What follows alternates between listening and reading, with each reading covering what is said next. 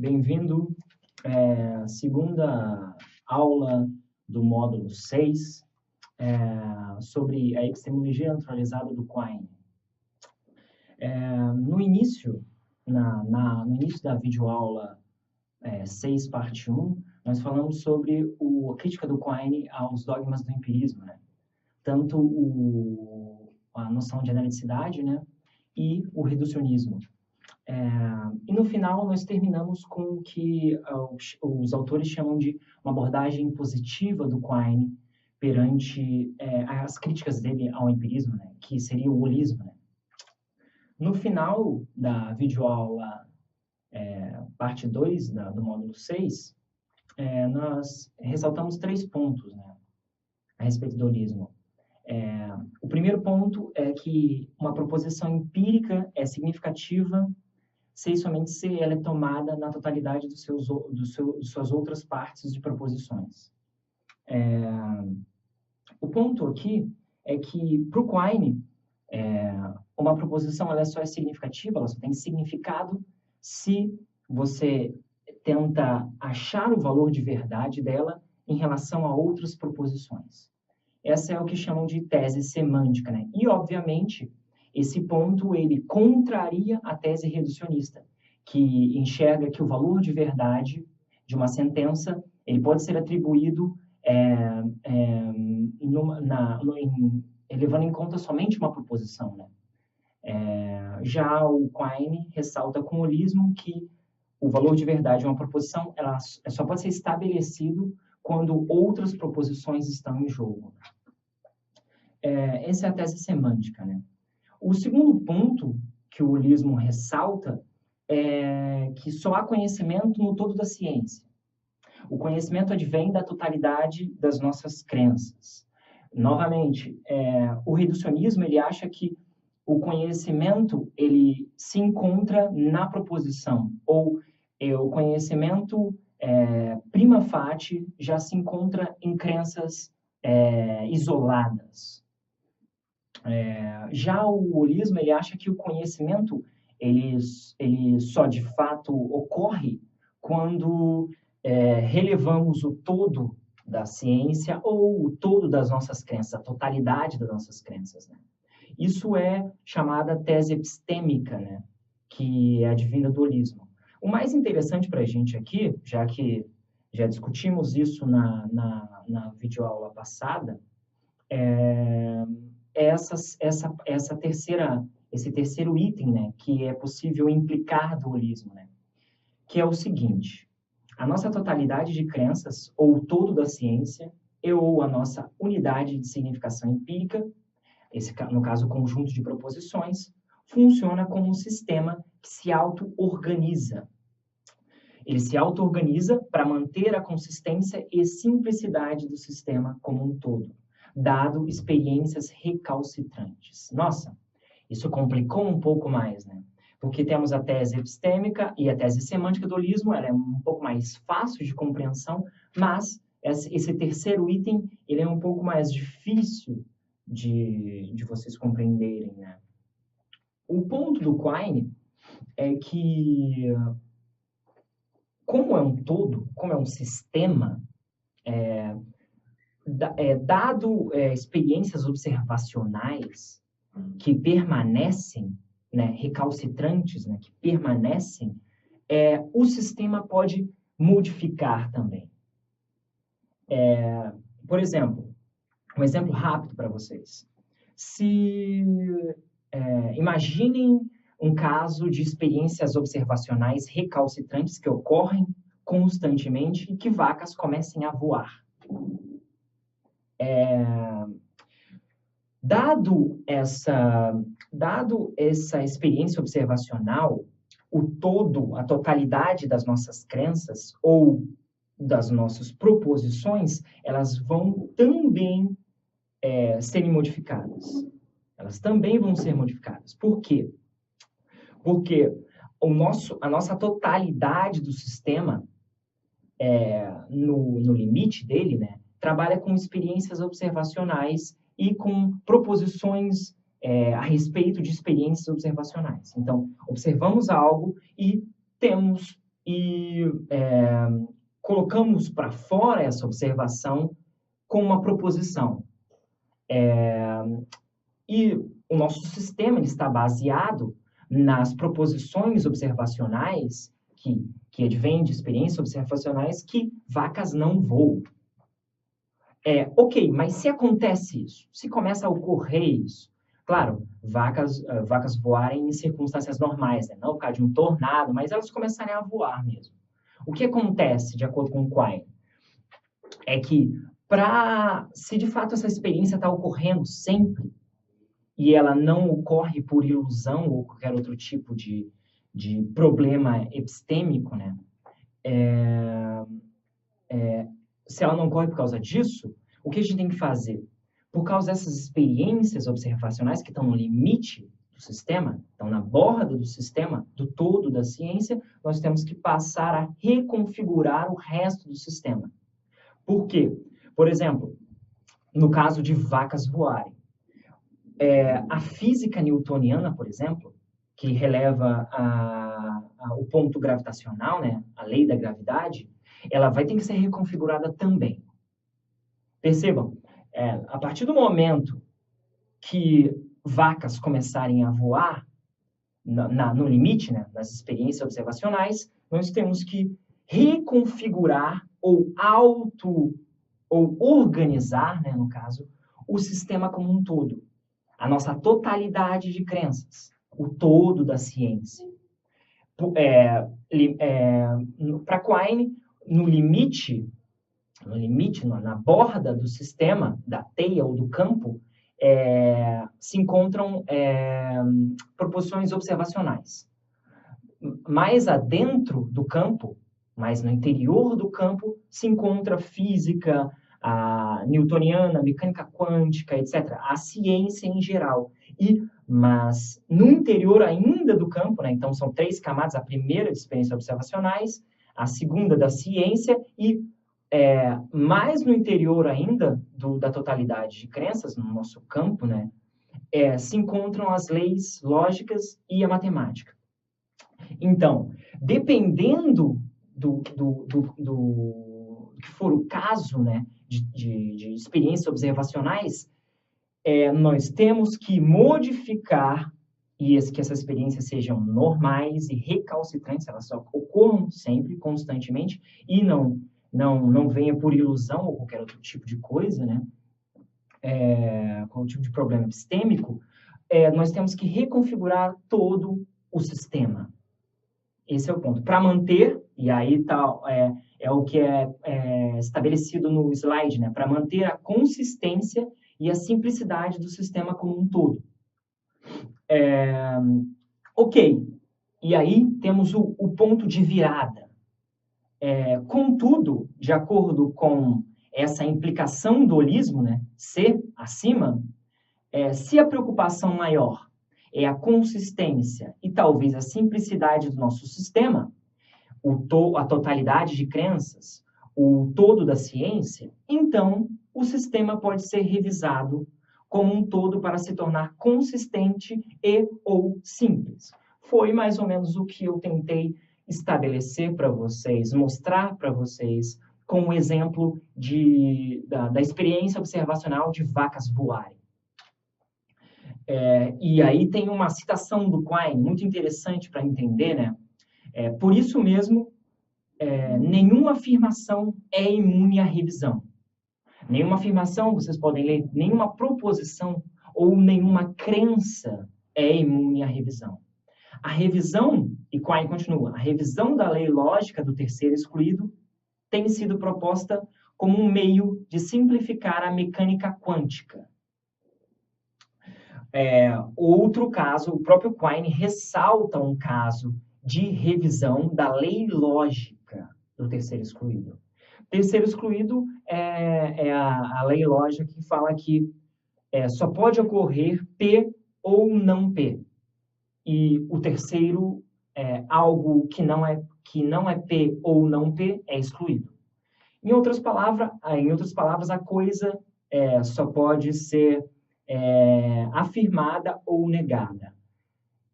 A coisa só pode ser ou não ser. Ela não pode ser uma terceira opção de ser e não ser. Ok, vamos pensar nesse ponto do Quine, né? A revisão da lei lógica do terceiro excluído tem sido proposta como um meio de simplificar a mecânica quântica. A mecânica quântica, né, com a figura que eu ofereci para vocês, né, do todo da ciência, a mecânica quântica ela se encontra no meio do todo, da totalidade das crenças, né? Então, experiências observacionais na margem.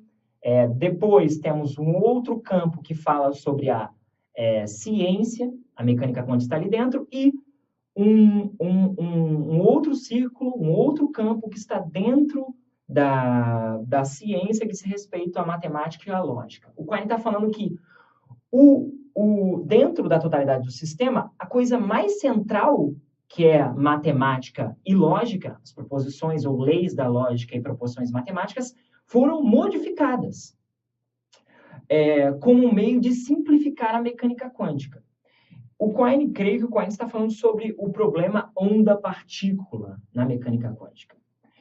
Resumindo grosseiramente esse ponto é que os cientistas, os físicos, né, de entidades inobserváveis, né, ou entidades micro, né, eles descobriram que essas entidades são partículas e ora são onda. Porque o físico da mecânica quântica ele tenta, para simplificar o sistema, revisar a lei lógica do terceiro excluído. Por quê? Vejam bem, o terceiro excluído diz que uma coisa só pode ser ou não ser.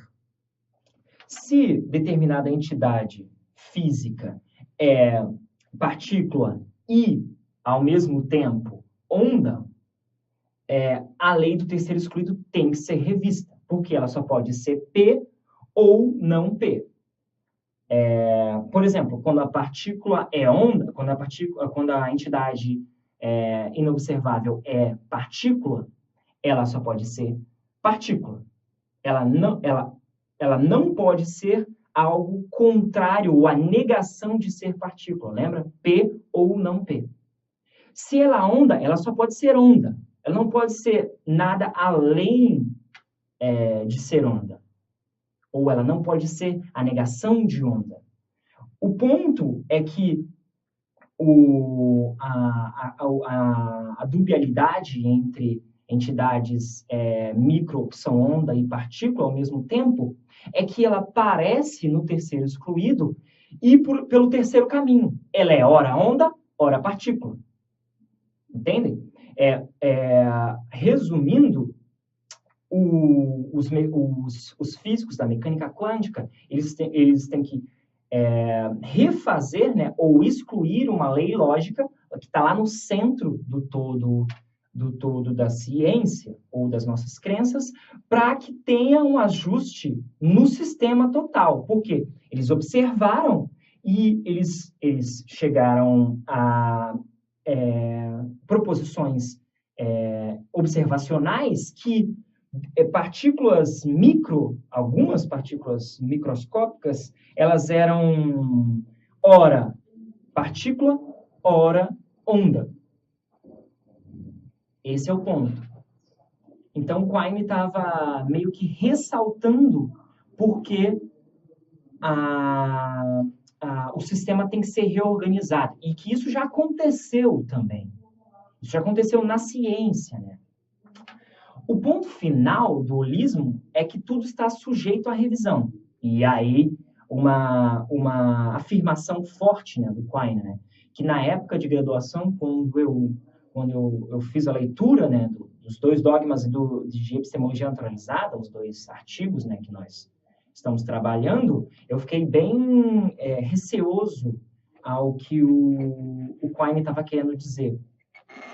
Ele falou que, ele ressalta que, e o exemplo da mecânica quântica traz isso, ele ressalta que até mesmo proposições ou leis lógicas podem ser revisadas. Qual o impacto disso? É que, para Quine, não existe nenhuma verdade necessária. Não existe nenhuma verdade, em outras palavras, não existe nenhuma verdade que é possível atribuir o valor de verdade. Verdadeiro, custe o que custar, não importa o que aconteça no mundo. Por exemplo, vocês lembrem da videoaula 1 que eu falei sobre 2 mais 2 é igual a 4, ou todo solteiro é não casado. 2 mais 2 é igual a 4, para o Quine, dependendo das nossas experiências observacionais, também será modificado. Em outras palavras, 2 mais 2 é igual a 4, dependendo das nossas experiências observacionais recalcitrantes, pode virar 5, ou pode ser modificado. O Quine está ressaltando uma lei lógica, que é o terceiro excluído. Uma coisa é ou não é. Não tem uma terceira via. Os físicos da mecânica quântica tiveram experiências observacionais específicas que não adivinham de confusão, ilusão e etc. Eram experiências observacionais recalcitrantes, sempre aconteciam, dado o experimento, e eles, para organizar o sistema, eles tiveram que mexer no centro. Isso é uma coisa interessante. Por isso que o Quine está falando, não existe crença, proposição que seja necessária, custe o que custar. Verdade sempre, verdadeira sempre. Dependendo das nossas experiências observacionais, nós vamos ter que modificar o sistema, até mesmo o centro do sistema.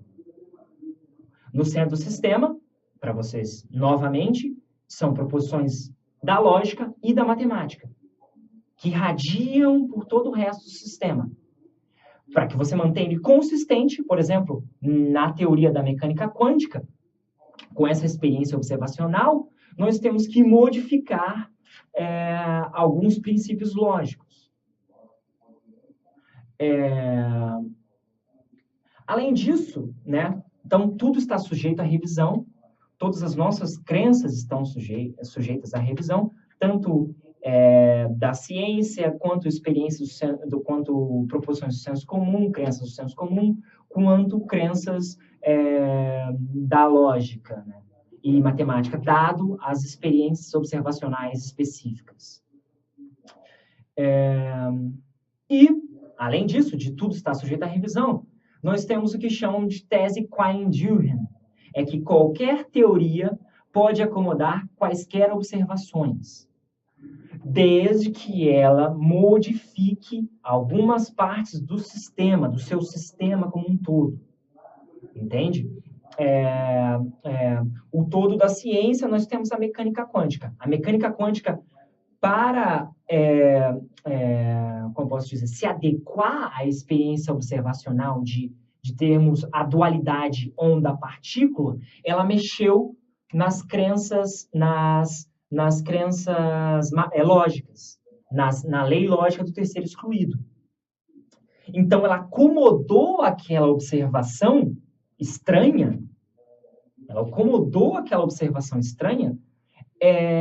no seu sistema, na sua teoria. Isso é uma coisa muito interessante. No final, o holismo, ele fundamenta a tese Quine-Duhem, e a tese Quine-Duhem fundamenta o holismo, né? Ou melhor, elas se apoiam, né, mutuamente.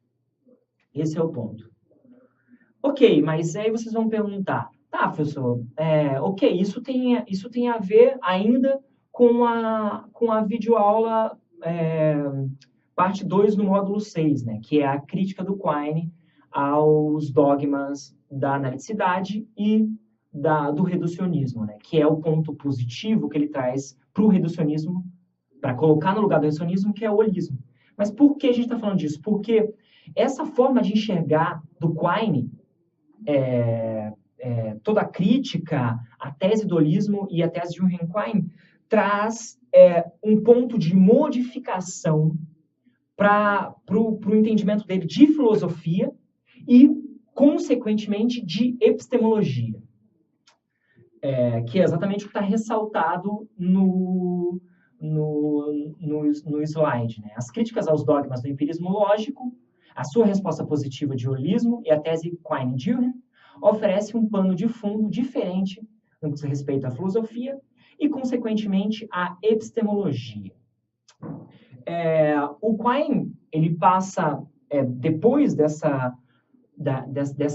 críticas a excluir os dogmas do empirismo, como ele mesmo diz, né, e a trazer o holismo para a visão dele, ele passa a enxergar não uma separação, uma distinção, uma dicotomia entre filosofia e ciência natural. Todo esse desenvolvimento do Quine passa ou leva ele a enxergar a filosofia em continuidade com a ciência natural. Uma citação do próprio Quine, né? Um efeito de abandonar os dois dogmas do empirismo, né?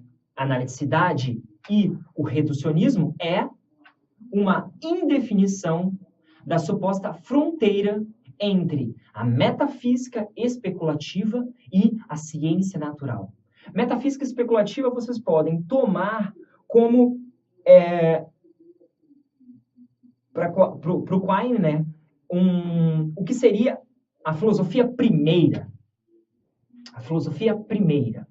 Então, o Quine, de acordo com o desenvolvimento dele, ele borra a distinção entre filosofia primeira e a ciência natural. Então, para Quine, por isso que há uma continuidade, porque essa distinção que os empiristas lógicos diziam que existia, e todos os outros filósofos, né, Descartes, Hume, Leibniz, Kant, etc., principalmente na modernidade, o Quine diz que não existe. O Quine diz que não existe pelos motivos que ele apresentou, né, que se baseiam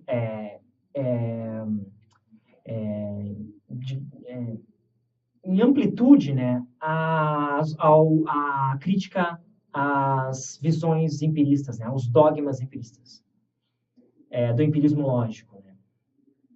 Ok, mas aí você pode me perguntar, mas professor, o que é filosofia primeira? O que é isso, filosofia primeira? É simples. E para explicar o que seria filosofia primeira, eu vou utilizar a epistemologia tradicional, que estamos estudando até agora, até o ponto do Quine, né? Até o ponto de uma epistemologia naturalizada. A epistemologia tradicional, no slide, diz que a epistemologia tradicional é um empreendimento fundamentalmente anterior à ciência empírica e dela independente. Em outras palavras, a epistemologia justifica ou fundamenta o empreendimento científico. Isso é filosofia primeira.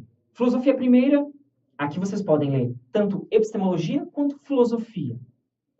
Dá no mesmo, né?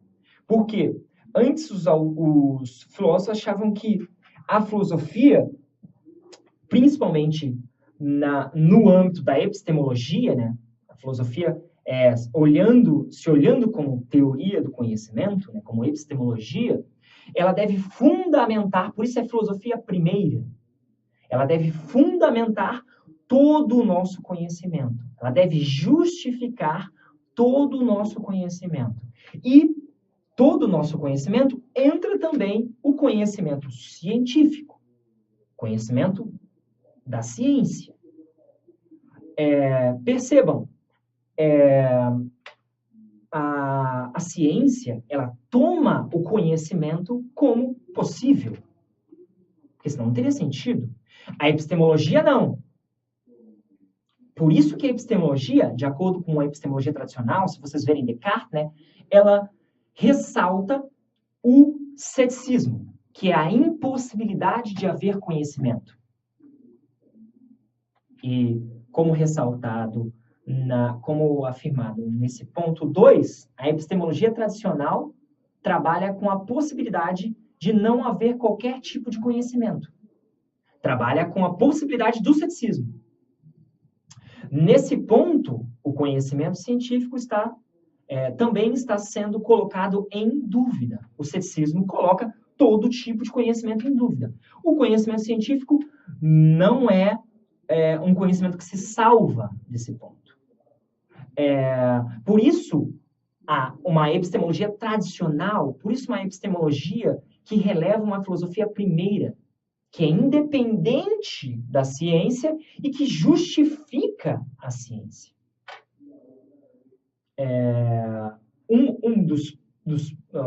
O grande passo para justificar a ciência, de acordo com a epistemologia tradicional, de acordo com a filosofia primeira, se vocês vão ver isso em Descartes, muito proeminente, né, é o ponto de solucionar ou responder às dúvidas céticas. Responder ao cético. Ou mostrar que o conhecimento é possível. Isso é fundamentar a ciência. E aí depois o epistemólogo tradicional vai dizer, agora vocês podem fazer ciência. Realmente o conhecimento é possível. Nós respondemos o cético. Nós respondemos os problemas céticos. Esse é o ponto. Um terceiro e último ponto da epistemologia tradicional é que ela se pergunta como pode recuperar o conhecimento dado o ceticismo.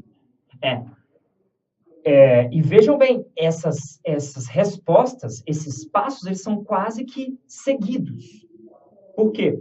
Você colocando de que o conhecimento é possível, você respondendo ao cético, você, ao mesmo tempo, recupera o conhecimento. Porque o cético vai tirar a possibilidade de haver conhecimento. Então, você responde ao cético e você recupera o conhecimento. O ponto é que a epistemologia tradicional, ou a filosofia primeira, ou como Quine está distinguindo, né, a metafísica especulativa e a ciência natural não estão separadas. Em outras palavras, a epistemologia não precisa justificar a ciência.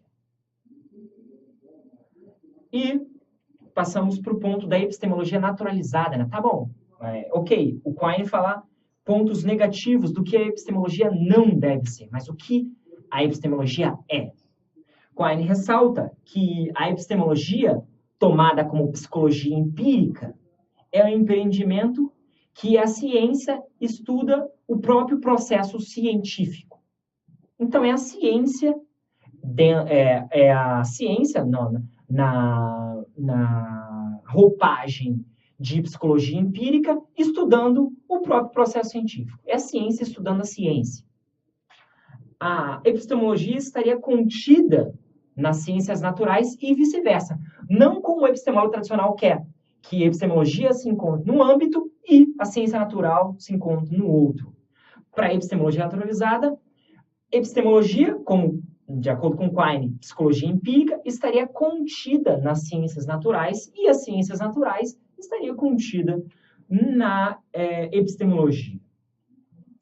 O segundo ponto da epistemologia naturalizada e último ponto da nossa aula, né, da nossa apresentação da epistemologia naturalizada, né, ele ressalta que a epistemologia naturalizada inicia a sua investigação do conhecimento científico e do senso comum. Consequentemente, não pode haver dúvidas céticas. Para Quine, todas as dúvidas possíveis advêm do senso comum e do conhecimento científico. Não de uma visão filosófica, não da visão, como Quine disse, do filósofo. Né? Lembre-se, é bom sempre comparar, né? A epistemologia tradicional está falando que o conhecimento científico e o senso comum também, porque o senso comum tem, por exemplo, crenças de que eu sou um corpo, que eu estou numa sala, eu não sou um cérebro em Cuba, como as dúvidas céticas trazem, né? Ou como Descartes traz com gênio maligno e o argumento do sonho.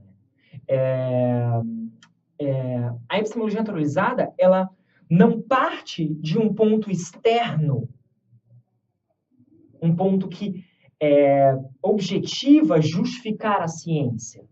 Ela parte da própria ciência.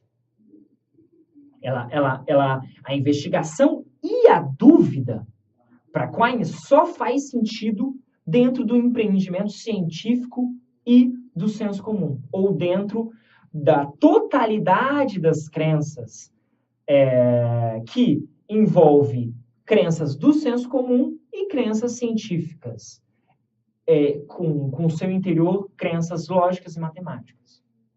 O Quine diz que o ponto da epistemologia naturalizada é partir da ciência. Toda dúvida e desenvolvimento e investigação parte da própria ciência. Quine não acredita que existe algo externo, né? Que de fato existe âmbito externo para que você possa fazer esse processo de fundamentar ou justificar a ciência. E as dúvidas também só podem partir do conhecimento científico do senso comum, da totalidade da ciência, da totalidade das nossas crenças. O ponto interessante para terminar a aula é vocês se perguntarem se o Quine não está mudando de assunto porque ele está descartando talvez o principal problema epistemológico, que é o ceticismo, e então se ele não está mudando de assunto, se a epistemologia naturalizada não muda de assunto, e um segundo ponto, se a ciência pode se fundamentar ou justificar, ou se justificar, senão isso não é uma espécie de círculo vicioso justificacional. No final, o ponto do Quine é esse, e até mais, pessoal.